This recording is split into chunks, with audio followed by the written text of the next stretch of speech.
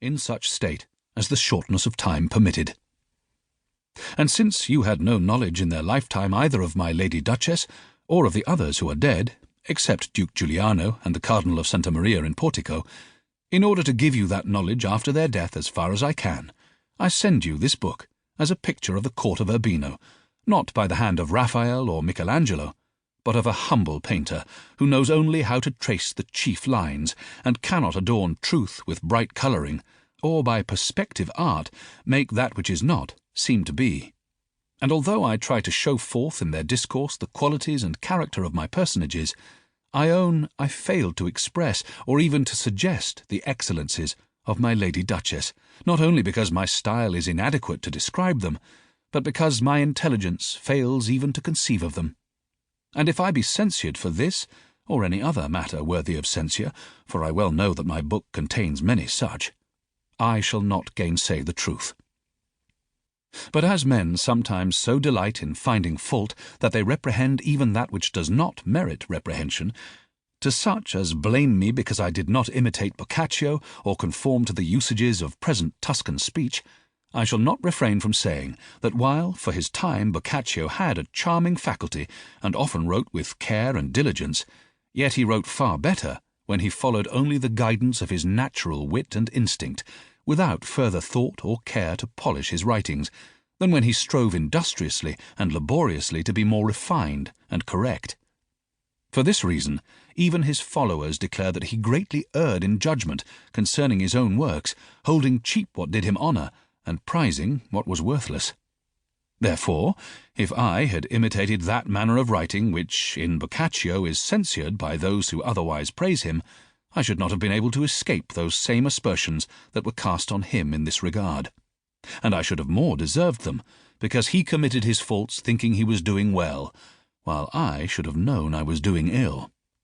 Again, if I had imitated the style now admired by many but less esteemed by him, it seemed to me that by such imitation I should show myself at variance with him whom I was imitating, a thing I deemed unseemly. And again, if this consideration had not moved me, I was not able to imitate him in my subject matter, for he never wrote anything at all in the manner of these books of the Courtier. And I thought I ought not to imitate him in language, because the power and true law of good speech consist rather in usage than in aught else, and it is always a bad habit to employ words not in use. Therefore it was not meet for me to borrow many of Boccaccio's words that were used in his day, but are not now used even by the Tuscans themselves. Nor was I willing to limit myself to the Tuscan usage of today, because intercourse between different nations has always had the effect to transport, as it were like merchandise, new forms of speech from one to the other, and these endure or fail according as custom accepts or rejects them.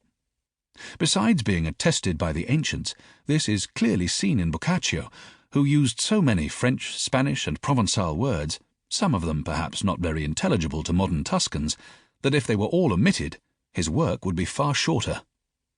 And since, in my opinion, we ought not to despise the idiom of the other noble cities of Italy, whither men resort who are wise, witty, and eloquent, wont to discourse on weighty matters of statecraft, letters, war, and commerce, I think that, of the words used in the speech of these places, I could fitly use in writing such as are graceful in themselves, elegant to pronounce, and commonly deemed good and expressive, although they might not be Tuscan or even of Italian origin. Moreover, in Tuscany, many words are used which are plainly corruptions of the Latin, but which in Lombardy and other parts of Italy have remained pure and unchanged, and are so generally employed by everyone that they are accepted by the gentle and easily understood by the vulgar.